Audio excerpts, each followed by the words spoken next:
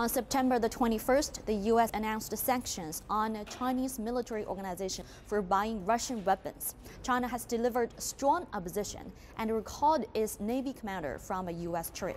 Chinese Defense Ministry says on Thursday that the U.S. is solely to be blamed for current China-U.S. military relations and urges the U.S. to be rational and mature. The current problems in China-U.S. relations are all due to the U.S. The U.S. side should be solely blamed.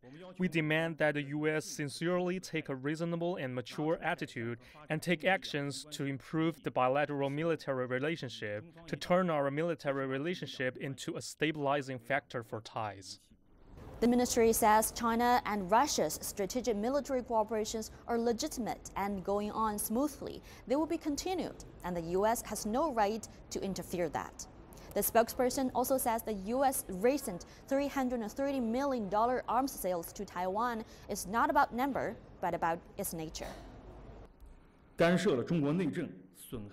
It interferes in China's domestic affairs and undermines China's sovereignty and security rights.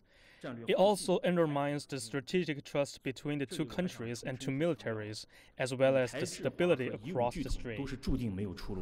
U.S. Defense Secretary Jim Mattis visited Beijing this June. Chinese Defense Minister Wei Fenghe is also supposed to visit the U.S. in the second half of this year. Chinese Defense Ministry says China values military relations with the U.S. and demands the U.S. side to create favorable conditions for military exchanges. 吴国秀 CGTN 北京。